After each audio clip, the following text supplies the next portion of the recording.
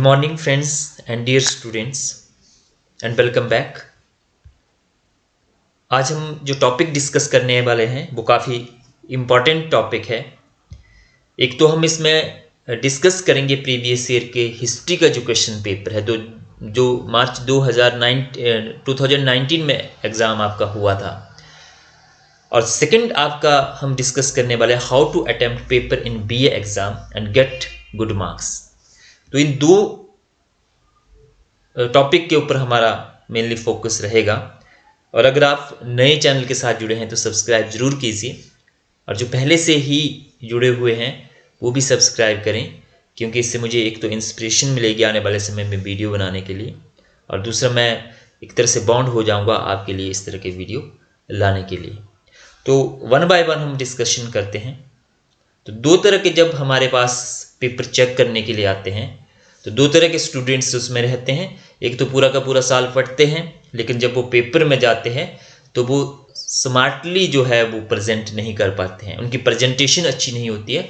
दूसरे जो बच्चे होते हैं वो साल में कम पढ़ते हैं, लेकिन उनकी जो प्रेजेंटेशन होती है फाइनली पेपर में वो काफ़ी अच्छी होती है, इसलिए उनको जो है वो अच्छे मार्क्स मिलते हैं। और पढ़ने वाले बच्चे कहीं ना कहीं कई बार जो वो छूट जाते हैं। तो दो तरह के पेपर हमारे पास आते हैं। तो इसमें जो पहली इंस्ट्रक्शन है आपके लिए वो राइट नीट एंड क्लीन, क्योंकि कुछ पेपर बहुत अच्छे आते हैं और कुछ एक ऐसे आते हैं उन्होंने समझ ही नहीं आता कि लिखा क्या हुआ है। तो एग्जामिनर क्या करता है, मैं अगर पेपर चेक कर रहा हूँ मुझे समझ नहीं आ रहा तो मैं उसमें क्रॉस मारता चलूँगा, मेरे लिए ईजी रहेगा। क्योंकि एक एग्जामिनर को लगभग 60 से 50 स्क्रिप्ट जो है वो चेक करनी होती है एक डे में। और अगर आपने इस तरह से गंदगी लिखी हुई है, मतलब अच्छा साफ सुथरा नहीं लिखा हुआ है, तो क्रॉस करने में दिक्कत नहीं आएगी। Right neat and clean first. Second, right the question number clearly. आपने जो क्वेश्चन नंबर है, कई बार बच्चे क्या करते हैं क्वेश्चन नंबर ही नहीं लिखते, सीधे 5 लिख देंगे, सीधे 4 लिख देंगे, सीधे 2 लिख देंगे, आगे क्वेश्चन लिखेंगे नहीं। उसमें समझ नहीं आते कि आप जो है वो किसी पॉइंट का नंबर दे रहे हैं या क्वेश्चन नंबर लिख रहे हैं। तो write the question number clearly and write the same number as given in your question paper and that you are going to attempt. ठीक है, जो वही क्वेश्चन नंबर आपने लिखना है जिसको कि आप अटेम्प्ट कर रहे हैं। फॉर एग्जांपल आप क्वेश्चन नंबर 5 अटेम्प्ट कर रहे हैं सेक्शन सी का, तो सेक्शन सी डाल के आपने क्वेश्चन नंबर 5 ही लिखना है वहां पे, ना कि आपने अपना सीक्वेंस लिखना है। फॉर एग्जांपल आप पहला क्वेश्चन नंबर 5 कर रहे हैं, तो बच्चे क्या करते हैं उसको क्वेश्चन नंबर 1 लिख देते हैं। तो आपने क्वेश्चन नंबर 5 ही लिखना है जो कि आपके क्वेश्चन पेपर पे है। And don't write question according to your sequence. अपने सीक्वेंस के अनुसार आपने क्वेश्चन नंबर नहीं लिखने हैं कि आप 1 कर रहे हैं, 2 कर रहे हैं, 3 कर रहे हैं। जो क्वेश्चन पेपर में दिया वही करना है। Limit the number of word to which the question has been asked. और आपने उन्हीं शब्दों में अपने क्वेश्चन को लिमिट करने की कोशिश करना है जितने कि आपसे पूछा गया है। अगर आपसे 4 नंबर का क्वेश्चन पूछा गया है तो वो पूछा गया होगा आपको 100 से 200 वर्ड के बीच में, 150 वर्ड के बीच में, तो माने 1 या 1.5 पेज में आपका कवर हो जाना चाहिए। 10 नंबर का क्वेश्चन है तो आपका 4 से 5 पेज के बीच में कवर होना चाहिए। तो आपने इस बात का ध्यान रखना है। और ये भी नहीं करना कि आप एक क्वेश्चन के लिए जो है वो 10 पेज अब अगर आपको आता है कोई क्वेश्चन तो उसके आपने 10 पेज लिख दिया और दूसरे के लिए आपने जो है वो 2 पेज में ही खत्म कर दिया 10 नंबर का क्वेश्चन। तो एक इक्वल पोर्शन में आपने उसको करना है। And start answer with introduction and and with conclusion. तो क्वेश्चन जो स्मार्ट वर्क है वो क्या है, क्वेश्चन को स्टार्ट करें इंट्रोडक्शन के साथ, 4, 5, 6 लाइंस इंट्रोडक्शन की, उसके बाद आप अपना कंटेंट स्टार्ट कीजिए और देन फाइनली आप कंक्लूजन के साथ 5 या 6 लाइन का कंक्लूजन आप दीजिए। तो कंक्लूजन में आपका क्या रहेगा, इंट्रोडक्शन में आप क्या करने जा रहे हैं, आपका कंटेंट क्या है, किसके ऊपर आप बात करने जा रहे हैं, और कंक्लूजन में आपने जो है वो एक कंपैरेटिवली उसको देखना है कि हम अपनी सजेशंस आप इसमें दे सकते हैं कंक्लूजन में, और क्या आपने फाइंडिंग्स आपकी रही उसको भी आप कंक्लूजन में दे सकते हैं। तो ये आपका स्मार्ट वर्क होगा, अपनी लैंग्वेज में आपने इसको देना है, ना कि बुकिश आपका होगा। Then attempt every question in heading and sub heading except short type of questions. जो 4 या 5 नंबर का क्वेश्चन है उसमें हेडिंग देने की जरूरत नहीं है, अगर देना चाहते हो तो आप दे सकते हैं, लेकिन उसको आप सीधे कर सकते हैं। लेकिन जो बड़े क्वेश्चन है आपके 10 नंबर के उसमें हेडिंग देना है, आपने स्मार्टली आपने उसमें हेडिंग लिखना है। Use marker and sketch pen for heading. Heading के लिए आप sketch pen and marker use कर सकते हैं। And leave 2 and 3 lines blank before starting the second question, then start next question. 2 या 3 लाइन्स आप ब्लैंक छोड़ सकते हैं अगला क्वेश्चन शुरू करने से पहले। वहाँ पे आप लाइन्स कर दीजिए स्केच पेन के साथ, ताकि जो एग्जामिनर है उसको अच्छा लगे, उसको कन्फ्यूजन ना हो। उसके बाद आप नेक्स्ट क्वेश्चन शुरू कर सकते हैं 2 या 3 लाइन्स छोड़ के। Divide your time according to your question paper. सबसे इंपॉर्टेंट है कि आप एग्जामिनेशन हॉल में वॉच लेके जाइए, जैसे मैं करता था। और मैं पूरे के पूरे 3 घंटे जो होते थे, हमारे टाइम में 10 क्वेश्चन आते थे, 5 करने होते थे, 20 नंबर का होता था असेसमेंट, उसमें नहीं रहती थी, 100 मार्क्स का क्वेश्चन होता था, तो उसमें 40 मार्क्स की आपकी शीट रहती थी। तो टाइम मैं डिवाइड कर देता था कि इतने क्वेश्चन के लिए मैंने इतने टाइम के अंदर करना है, 40 या 35 मिनट के बीच में। तो आप भी अपने टाइम को डिवाइड कर लीजिए according to your question paper. और इसमें 32 सीट्स इसमें रहेंगी आपकी, मतलब 16 जो है वो सिंगल, 16 जो है वो सिंगल होंगी और डबल जो है वो 32 सीट्स होंगी। उन्हीं सीट्स के बीच में आपने अटेम्प्ट करना है क्वेश्चन पेपर, ठीक है। इफ देयर आर एनी सब part of questions, do them together. अगर किसी क्वेश्चन के सब पार्ट है, आगे हम क्वेश्चन पेपर आपको दिखाएंगे, उसमें डिस्कशन करेंगे, तो उसको टुगेदर एक साथ ही करना है। एंड इफ 2 और 3 lines become empty after finishing a questions, then start the next question from the second page and write PTO. अगर किसी क्वेश्चन को खत्म करने के बाद, मान लिया आपने क्वेश्चन नंबर 5 किया और उसको आपका खत्म होता है लास्ट पेज पे, और 2 या 3 लाइन्स आपकी बच जाती है, लास्ट पेज की 4 लाइन्स बच जाती है, तो आप उस क्वेश्चन को, उन लाइन्स को छोड़ दीजिए, वहाँ पे पीटीओ लिख के आप नेक्स्ट क्वेश्चन जो है वो नेक्स्ट पेज से स्टार्ट कीजिए, क्योंकि उसमें आपका पूरा का पूरा नहीं आएगा, वो इंट्रोडक्शन नहीं आएगी। उसको छोड़ दीजिए 3-4 लाइन्स को, नेक्स्ट पेज से आप स्टार्ट कर दीजिए, वहाँ पे पीटीओ लिख दीजिए। तो अब हम क्वेश्चन पेपर आपको दिखाते हैं कि गलतियाँ कहाँ पे करते हैं जो स्टूडेंट्स आपके होते हैं। तो ये 2019 का आपका क्वेश्चन पेपर है, जो 19 में आपका एग्जाम हुआ था मार्च में, उसका ये क्वेश्चन पेपर है। DSC 101 का ये आपका क्वेश्चन पेपर है। तो इसका जो आपका पार्ट में डिवाइड होगा, एक तो इसमें लिखा गया है, सबसे पहले इंस्ट्रक्शन आप पढ़िए, जो आपके नोट दिए होंगे उसको इंस्ट्रक्शन पढ़ना है। प्रश्न पत्र में 5 खंड है, 5 खंड पढ़ लो, 5 सेक्शन इसमें है। सेक्शन अ अनिवार्य है, सेक्शन ए जो है वो कंपल्सरी है, and section B, C, D and E में से एक एक प्रश्न आपको करना है। मतलब इसमें ऑप्शन आपके रहेंगे, इसमें से एक एक प्रश्न अटेम्प्ट करते हुए आपने कुल मिलाकर जो है आपके 1, 2, 3, 4 और 5 क्वेश्चन आपके इसमें रहेंगे। तो ये आपका है पार्ट 1। सेक्शन ए है आपका, सेक्शन ए का पार्ट 1 है, भाग 1 है ये कंपल्सरी है आपका, ठीक है। कंपल्सरी मतलब कि इसको करना है, ठीक है। तो इसमें आपका जो है प्रश्न नंबर 1 के आपके ये आ गए 10 क्वेश्चन आ गए, ठीक है। तो इसमें सिर्फ आपसे पूछा है कि आपने एक एक लाइन में स्टेटमेंट्स जो पूछी गई है उसका आंसर देना है, ठीक है। बेद संख्या में कितने, तो इसके लिए आप कर सकते हैं, एक पेज में आपका ही हो जाएगा, 10 लाइनें 15 आपके लिए चाहिए, 10 लाइन्स में ये हो जाएगा।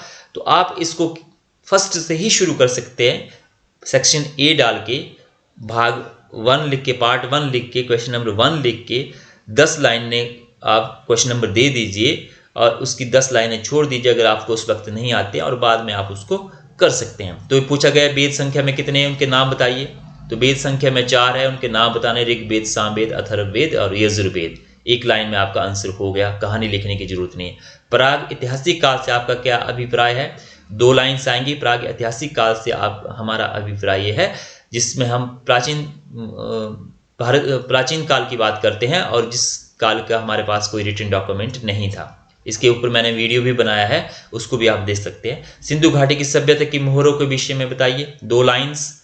उपनिषद से आपका क्या अभिप्राय है, 2 लाइन्स में आ जाएगा। उपनिषद जो है हिंदू धर्म के ग्रंथ, हिंदुओं के धार्मिक ग्रंथ है, और उपनिषद में जो है वो दार्शनिक व्याख्या बताई गई है हिंदू धर्म की, और इसमें जो आत्मा और परमात्मा के बारे में बताया गया है। 3 लाइन में 2 में आपका कंप्लीट हो जाएगा। तो 15 या 20 लाइन से आप इसको छोड़ सकते हैं। महापाषाण से आप क्या समझते हैं, ठीक है।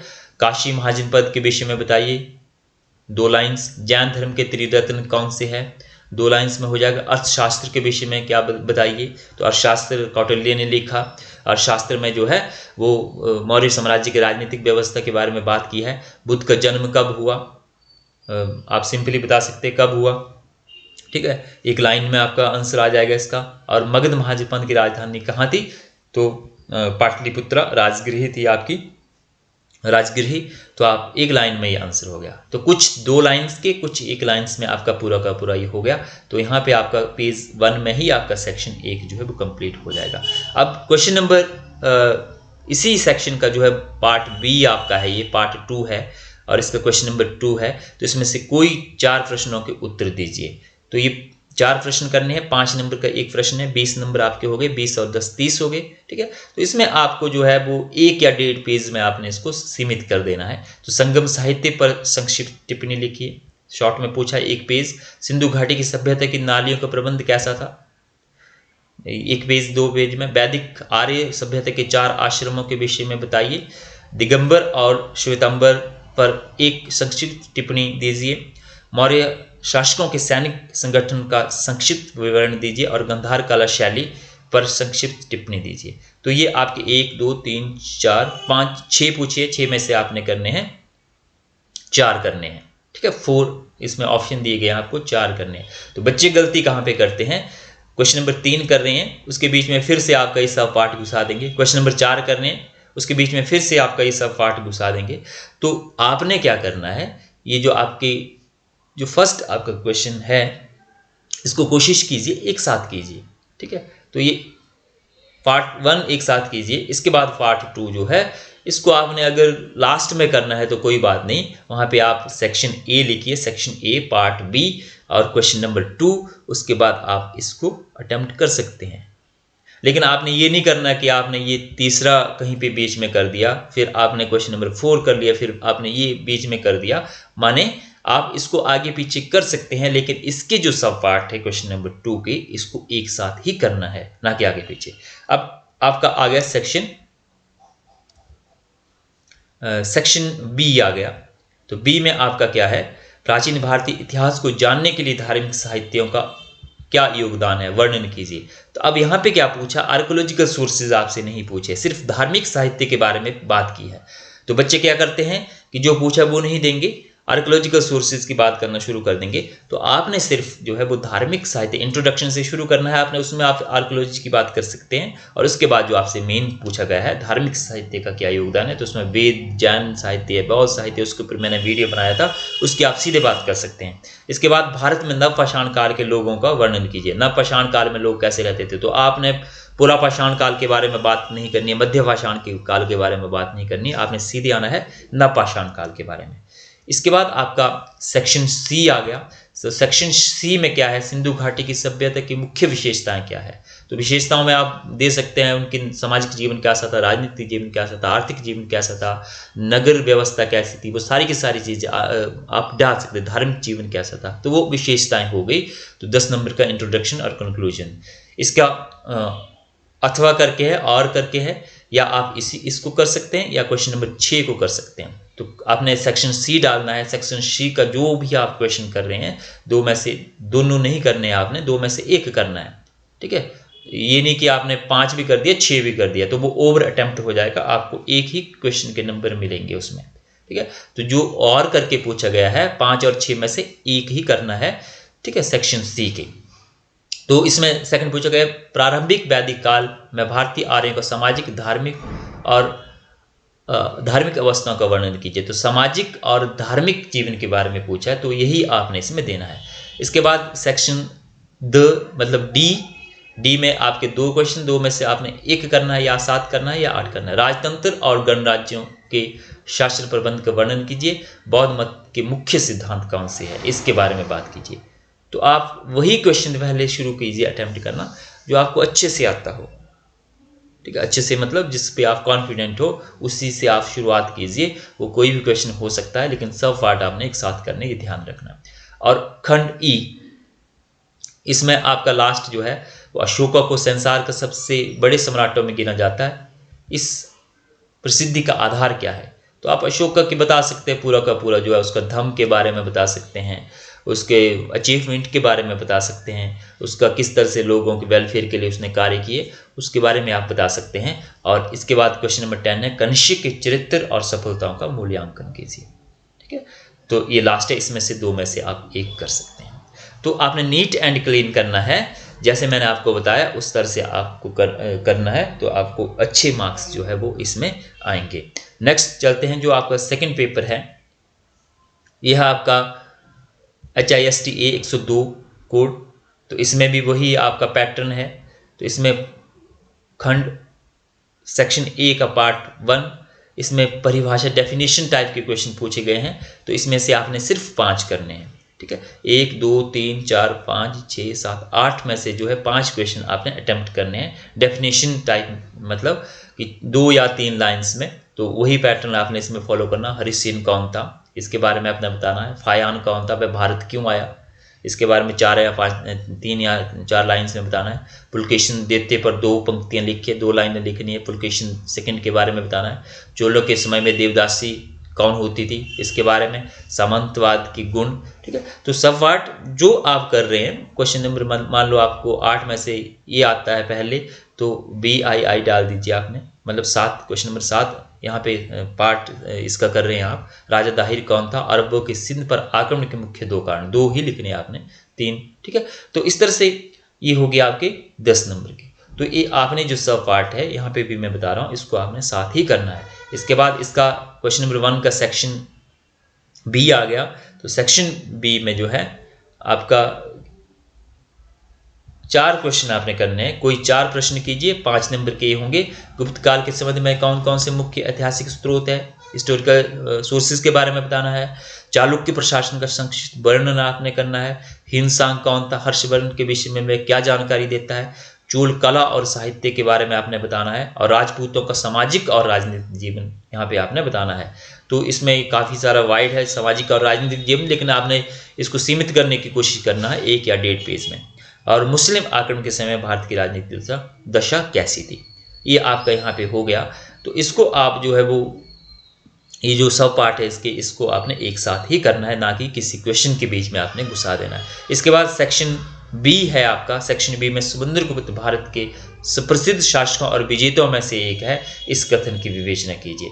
तो उसकी आपने दक्षिण और उत्तरी भारत के विजय के बारे में बताना है, उसको महान विजेता क्यों माना जाता है, इस तरह से आपने इसको करना है। क्या गुप्त काल भारतीय इतिहास का स्वर्ण युग था, या यही करना है, यदि था तो कैसे, आपने बताना है। पहले तो आपने इसको जस्टिफाई करना है कि क्या वास्तव में स्वर्ण युग था या नहीं था, और लास्ट में आपने 4-5 लाइनों में जो है उसको जस्टिफाई करना है कि वो सच में ही स्वर्ण युग था या नहीं था। नेक्स्ट आपका जो है इसमें आपका सेक्शन सी जो है, चालुक्यों तथा उनकी सफलताओं का वर्णन कीजिए। चालुक्यों के बारे में बताना है, उसकी अचीवमेंट क्या थी।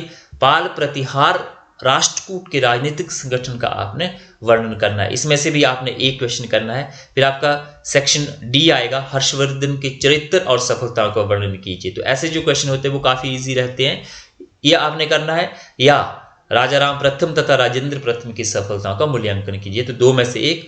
अब सेक्शन ई आपका आ गया। तो सेक्शन आप कोई भी आगे पीछे कर सकते हैं। मान लो आपने शुरू किया, पहला जो क्वेश्चन आपने शुरू किया, आपको आता है हर्षवर्धन के जीवन और सफलताओं के बारे में, ये आपको पहले आता है। तो आपने सेक्शन डी का क्वेश्चन नंबर 6 डाल के जो है इसकी शुरुआत कर देनी है, ठीक है। इसके बाद सेक्शन ई, राजपूतों के राजनीतिक, सामाजिक और आर्थिक जीवन की व्याख्या कीजिए। तो वहां पे भी क्वेश्चन पूछा गया था शॉर्ट में, और यहाँ पे भी आपको जो है लॉन्ग में पूछा गया। और इसके बाद और करके पूछा गया, महमूद गजनवी कौन था, उसके प्रमुख आक्रमणों का वर्णन कीजिए। तो इस तरह से आपने स्मार्टली जो है इसको अटेम्प्ट करना है। अब मैं आपको सैंपल बताऊंगा कि कैसे करना है। मानो आप सेक्शन सी कर रहे हैं, सेक्शन सी मैंने स्टार्ट किया, सेक्शन सी का मुझे क्वेश्चन नंबर 5 आता है, तो मैंने सेक्शन सी डाला ऊपर हेडिंग बीच में, और उसके बाद क्वेश्चन नंबर 5 डाला, और क्वेश्चन नंबर 5 के बाद जो है वो मैंने आंसर डाल दिया। तो ये मेरा हो गया। उसके बाद मान लो मेरे को अब सेक्शन ए का पार्ट 1 मैंने करना है, तो सेक्शन ए मैंने डाला। अब मैंने यहाँ पे क्वेश्चन नंबर 2 नहीं डालना है, ठीक है। 2 डालेंगे तो गलत हो जाएगा, एग्जामिनर जो है वो आपके नंबर काट देगा। अगर तो वो पेशेंस वाला होगा तो वो चेक कर लेगा, लेकिन मैक्सिमम जो है उसको काट देगा, क्योंकि आपने क्वेश्चन नंबर गलत डाला है। तो आपने अपना सीक्वेंस डाला है। क्वेश्चन नंबर 5 की जगह आपने हो सकता है 1 डाल दिया हो, ऐसे हमारे पास जो पेपर आते हैं उसमें ऐसा होता है, क्वेश्चन नंबर 5 की जगह 1 डाल देते हैं बच्चे, ठीक है। तो यहाँ पे सेक्शन ए का पार्ट 1 का क्वेश्चन नंबर 1 कर रहे हैं आप। क्वेश्चन नंबर 1 के आप सब पार्ट कर रहे हैं, 1 2 3, 4 और 5। तो ये स्मार्ट वर्क आपका हो गया, ऐसे आप इसको कर रहे हैं। नेक्स्ट सेक्शन फिर आप कर रहे हैं, सेक्शन ए का पार्ट बी कर रहे हैं। पार्ट बी का क्वेश्चन नंबर 2 आप कर रहे हैं, जो शॉर्ट आंसर टाइप में डेफिनेशन टाइप में क्वेश्चन पूछे थे, उसमें 1 कर रहे हैं। हो सकता है आप 3 कीजिए तो 3 आपका यहाँ आएगा, 5 कर रहे हैं, 4 कर रहे हैं। फिर उसके बाद आप सेक्शन ई कर रहे हैं, सेक्शन ई का क्वेश्चन नंबर 9 कर रहे हैं और उसका आंसर आप यहाँ पे लिखिए। तो इस तरह से आपने इसको अटेम्प्ट करना है, तो ये आपका स्मार्ट वर्क होगा। तो मैक्सिमम जो स्टूडेंट है वो यहाँ पे गलती करते हैं। तो पहला जो मेरा लेक्चर होता है वो इसी पे होता है कि क्वेश्चन को किस तरह से आपने अटेम्प्ट करना है, क्योंकि हमारे पास दूसरे कॉलेजेस के पेपर आते हैं। आपके पेपर जो है चंबा कॉलेज के वो किसी कहीं और जाते होंगे। तो अगर आपने इस तरह से स्मार्ट वर्क नहीं किया होगा तो आपकी क्वेश्चन जो है वो कट जाएंगे। तो आपने एक तो टाइम डिवाइड करना है, टाइम 3 घंटे का है आपके पास, तो 2 जो सेक्शन है वो तो आपके काफ़ी शॉर्ट है, उसमें तो आपको आधे घंटे 15-20 मिनट में आपका हो जाएगा। तो जो बचा हुआ आपका टाइम है, जो 4 क्वेश्चन आपके 10-10 नंबर के हैं, उनको 4 या 5 पेज के बीच में सीमित करना है। ठीक है, तो शुरू के जो 5 या 6 पेज हो गए उसमें आपका जो है वो आपके क्वेश्चन अटेम्प्ट हो जाएंगे। जो पार्ट ए और बी है वो 5 या 6 पेज तक आपका हो जाएगा। उसके बाद आपके लगभग 24-25 पेज आपके बच जाते हैं। तो उसको आपने इक्वली डिवाइड करना है। ठीक है, इक्वली डिवाइड करना है, मतलब 5-5 पेज आपके हर क्वेश्चन के लिए होने चाहिए। ये नहीं कि आपने एक के लिए 10 पेज कंप्लीट किए और दूसरे के लिए आपके पास 4 ही पेज बचते हैं 10 नंबर का जो क्वेश्चन है, तो वो आपका गड़बड़ हो जाएगा। तो इस तरह से आपने स्मार्टली इसको करना है। तो आई होप आपको इससे काफ़ी हेल्प मिली होगी और आप कंफ्यूज नहीं होंगे जब आप पेपर में जाएंगे। और उन बच्चों के साथ भी इस वीडियो को शेयर कीजिए जहाँ पे किसी कारणवश जो है वो टीचर नहीं है, या जो घर में बैठे जो है प्राइवेट पेपर दे रहे हैं, उन स्टूडेंट्स के साथ जो आपके फ्रेंड्स हैं उनके साथ भी इस वीडियो को शेयर कीजिए। और आपको पसंद आया है तो लाइक, शेयर और सब्सक्राइब चैनल को जरूर कीजिए। थैंक यू वेरी मच, धन्यवाद।